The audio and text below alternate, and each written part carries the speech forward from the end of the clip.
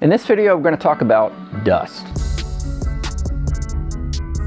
A common issue that you'll see when you're working on lights is dust and fingerprints, things like that that might get on the surface of what you're working on.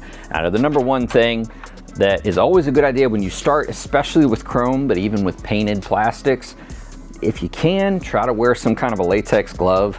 It will keep the fingerprints off. It's not going to help a whole lot with dust, but it does help to cut down on potential greases from your hands getting passed over, as well as the fingerprints themselves on chrome. Another really good idea for a workspace, ideally you want to keep the work area where you're sanding or you're prepping any surfaces where dust might get airborne separate from your assembly location. Now that is not always possible.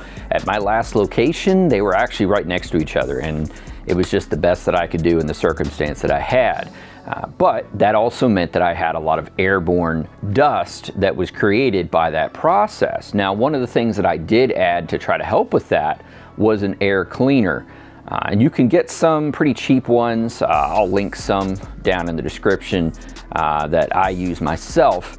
And they're rather inexpensive and they're rather effective at actually cleaning the dust out. If you put that near your work area where you're sanding and cutting things, it will work pretty good at actually cutting down on the dust in the air. But let's say that the inevitable happened and you ended up getting some dust on a bezel or a light that you're working on. Ideally, if you can remove it without touching the surface, it's going to work out better, since anytime you touch, you run the risk of scratching or even removing something like paint or chrome. Best way to do that is with a basic air gun.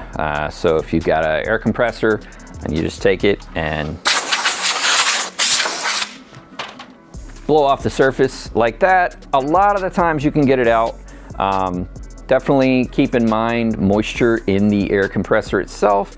If you do have one, you probably want to make sure that it's drained fairly regularly so you don't get moisture in the air lines that'll just end up getting transferred onto the thing you're trying to clean off. You can also add a water trap if you have a little bit of a larger system. I actually have a water trap in the shop here, but I also drain the air tank every couple months just to be safe, and so far that's worked pretty good for me. More regular draining and an advanced water trap system might be more necessary in some areas than others across the country and across the world. So if the air compressor doesn't work, the next thing you could try would be to rinse it off in like a tub with some water.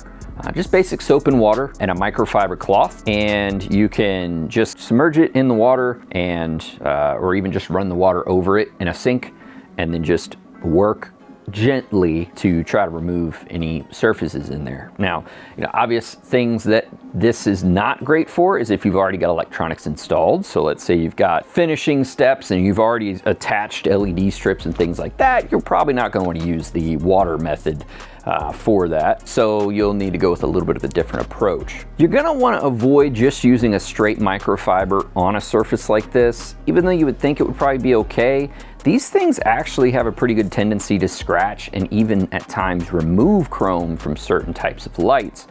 And obviously putting chrome back on a light like this is not easy.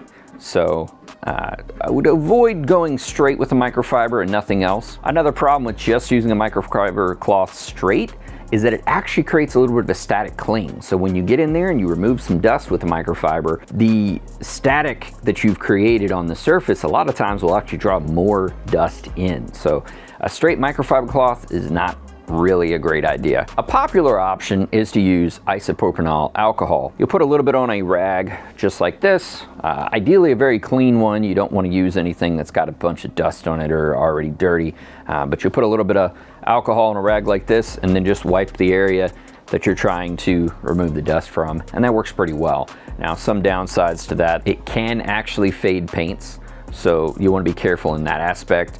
And it's also still got the potential that it can scratch things like chrome. So be cautious if you're going to use alcohol or really any of these methods that I mentioned. You might want to do it in an unconspicuous place, like maybe on the bottom of the bezel, where if you mess something up, it's not a big deal, and just see how that goes. Because some chrome doesn't react well to alcohol, so just be careful. Another popular option is something like Goo Gone or Goo Off. You can just spray that on a cloth or spray it directly on the surface and wipe it down. One of the nice things is it's not nearly as caustic on paint, so it generally won't scratch as likely to scratch or remove paint or fade painted surfaces like the alcohol could. In my experience, I kind of prefer the Goof Off or the Goo Gone over the alcohol. For me, over the years of all the things that I've tried, the thing that I continually go back to is a dust cleaning gel. Now, this stuff is typically used to clean up like computer workstations or areas like that, possibly dust inside of a car, but it actually works really well for surfaces like this.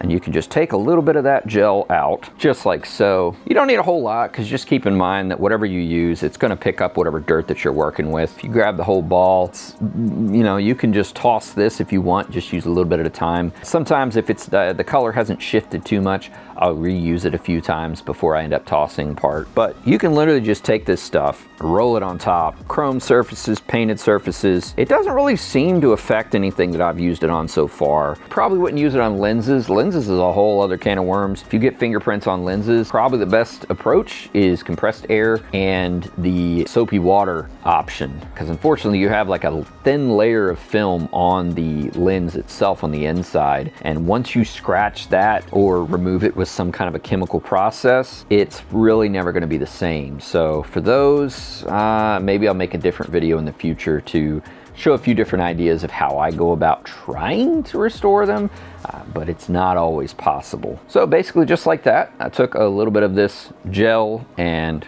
kind of worked in to get anything out. It's really nice because it does work into tight spaces really well, and it stays together. So even if you shove it in a hole that you can't quite reach into with your fingers, you can just pull it right back out. Most of the time it'll come back out. Now this stuff does have a shelf life and certain temperatures and things. I have some that I've used before, and I'll use it and I'll set it to the side, and then I'll go back to it like a month later and it will just be a snot mess. So be careful with that. You may always want to have one or two on hand, and that way you can open up a fresh one just in case it gets contaminated. And that kind of goes back to the idea, you know, maybe it's safer to go ahead and just throw this away. But the interesting part is that for the most part, it doesn't seem like it picks up anything that will scratch a surface, which is kind of cool, because even though I see little pieces of grit, because of the nature of the gel itself, it doesn't force that grit to scratch the surface, but rather it almost absorbs the grit and then just keeps absorbing more dirt. So this stuff actually works pretty well, and I'll have a link in the description to some different kinds, maybe not this one specifically, but some different ones. The most recent one that I actually used was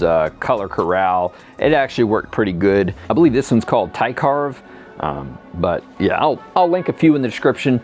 You guys get an idea of what exactly I've used, and it is definitely a good one to have on hand. And between all the things that we just covered, most of the time you can get a surface clean pretty good. Just keeping in mind to be cautious, and if you're gonna try something, you might try it somewhere that if it left a mark, it's not gonna be a big deal. So hopefully that video helped give you guys a few different tips on ways that you might go about trying to clean a painted surface or something that's covered in dust. Hopefully you guys got something from that video. If you're struggling with a surface that's got a lot of dust, or you're in an environment that has a ton of dust, hopefully you can take something from that and help the situation some. If you have another dust removal idea, write it down in the comments. I'm always looking for different ideas and different techniques to try out and see what I like best. Be sure to like and subscribe so you don't miss any future videos, and check out nextlevelneo.com for all of your LED lighting needs.